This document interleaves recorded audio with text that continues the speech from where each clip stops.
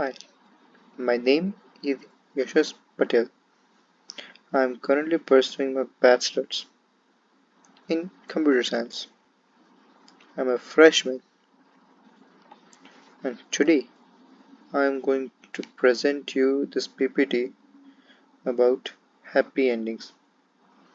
This is the topic that interests me the most, and I am going to walk you through why this is so interesting. So let's start. Happy Endings by Margaret Atwood.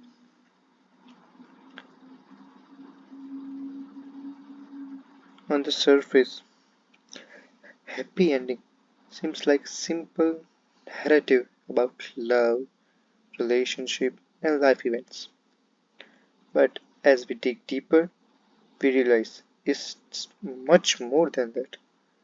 Atwood cleverly dismantles conventional storytelling by showing us multiple scenarios of John and Mary's life, each ending the same way, with death. But let's face it, you can't beat death. You cannot even challenge death. The story isn't just about life events, it's about how stories are told and what we expect from them. The central message is clear. The plot doesn't matter because the ending is inevitable. What matters is what happened in between. So, the conventional narrative here, the author Margaret had divided the John's and Mary's life in six different stories with different scenarios. Let's start with the story A. I'm gonna name it the traditional happy ending. The first version of story A. John and Mary fell in love, get married, have children. They both have great job, a lovely home, a stable life. They retire, have hobbies, and eventually die. That's it. I think that this society calls it a perfectly balanced life. When our parents told us, like, get a job when you're 24, marry at 26, get kids at 28, and retire at 60, enjoy the life. It's just a stereo, or let's say stereotype of a perfect life and marriage. This is typically happily ever after ending we see in books and movies. It is safe, predictable, and lacks emotional depth. There is no struggle, no conflict.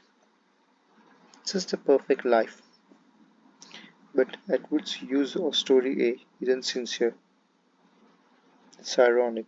She mocks how society expect this ideal, perfectly ending, where life is controlled, but uncomfortable and complete. But is that realistic? Really? Yeah, I don't think so. Let's go over the another story. Story B.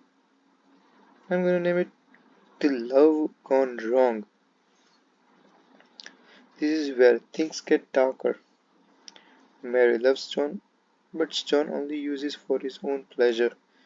You know, for his fantasy, love making, sex, and for pleasures. Even for money too. He never loves her back.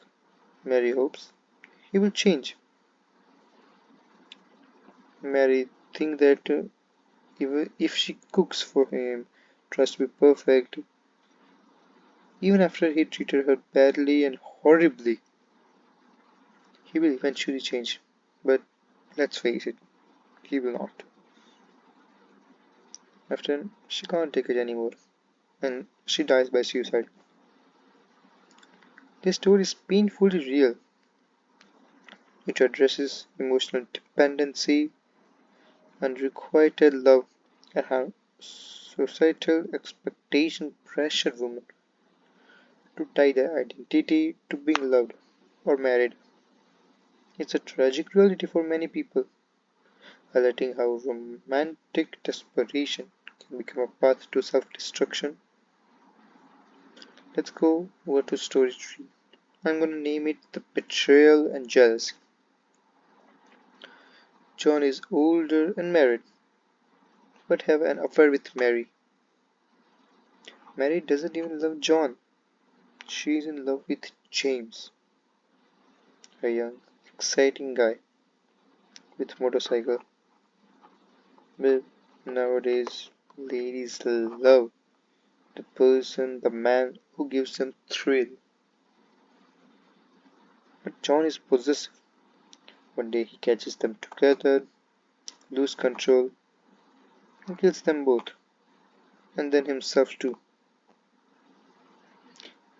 This story deals with jealousy, possessiveness, and how insecurity can push people through irrational extremes. Even though John has a stable life with his wife Madge, he's still searching for something more, something unattainable in the end. Of the character dies. Then the unconventional twist. The story D, E, and F.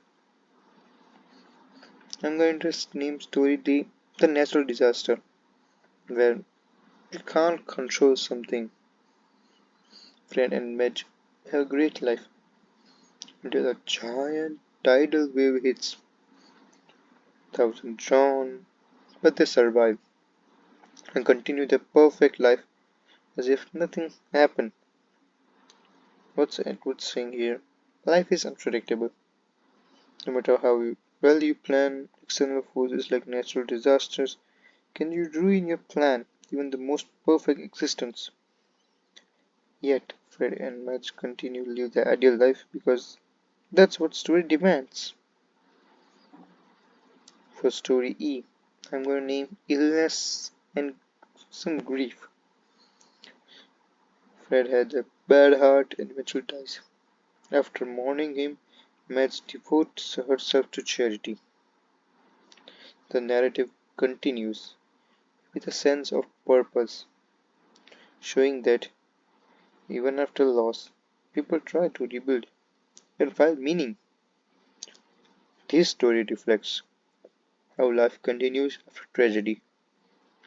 Despite how painful or unfair it may seem, death, though inevitable, doesn't end the possibility of creating meaning for the life, for the living. The final story F. The action, the adventure. Here, John is a revolutionary, and Mary it encounters Pigeonette agent. But even though with this action-packed life, they will still die. That would mocks before that. Let's say this is a perfect or let's say stereotypical spy movie. We have seen many movies, even web series with two. It would mocks this notion and adventure and excitement can change the ultimate ending. Even the most thrilling lives end the same way. Life, no matter how action-filled or dull, leads to death. The constant death. Margaret Atwood core message is no matter how complex or how simple your life plot may be, the ending always the same death. Each version of John's and Mary's life ends with them dying. This repetition emphasizes that in this grand scheme of life, the details of how doesn't matter. Death is still the uncertainty. Atwood forces us to confront the futility of focusing solely on endings. The power of ending. So why do ending matter? It would suggest that even though we know how ending stories end, endings still have power. Yeah, it is clear that a simple ending, let's say a movie, where all things happen, but at the end, if the hero wins against the villain, the whole movie, the whole narrative, it will be clear and good, and the fans will be happy. Most of them are. Here, it brought closure. We crave for closure, right? A ex-boyfriend or ex-girlfriend who got cheated will eventually get closure and would want closure to move on. Themes. Stories explore major themes like love, loss, betrayal, survival, jealousy, and even satisfaction too. Meaning, endings make us reflect on life's purpose, even if that purpose seems uncertain. The value of the in between, the moments that happen before the inevitable death, are what define us. Love, emotional connections shape our experience. Friendship, support systems give life depth and meaning. Adventure, new experiences make life rich even when fleeting. The final, the ending we chose, the conclusion is here. In conclusion, Margaret Robbie Edwards' Happy Ending is much more than a collection of stories. It is a meditation on life itself. It reminds us that while death is unavoidable, we have the power to choose how we live before that final ending. We may not control the last chapter, but we do control the narrative along the way. Well, I think it is correct. We cannot change the ending, but we can change the path that leads to the ending. It will depend on the decisions we make, and that's it. Thank you for